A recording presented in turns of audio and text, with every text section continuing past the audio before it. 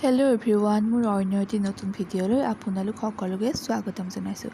আৰু আজি ৰাতিপুৱাই ব্ৰেকফাষ্টত খাবলৈ মেগীকে বনালোঁ।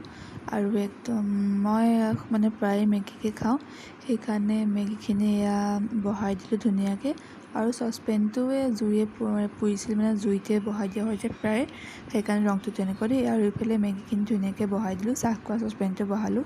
তাৰপৰা তাত মেগীত বাটাৰ দিছোঁ, নিমখ এনেকৈ মছলা দিছোঁ। আৰু ইফালে মই জলকীয়া কাটি নিদিওঁ, জলকীয়া এনেকৈ কৰি পেলাই গুটিখিনিহে দিওঁ, কাৰণ মই জ্বলা খাবলৈ একদম নোৱাৰোঁ।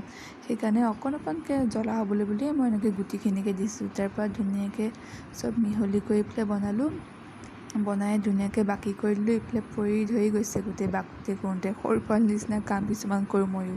আৰু এইফালে ধুনীয়াকৈ বাকি কৰি লৈ পেলাই আৰামত খাবলৈ বহিলোঁ।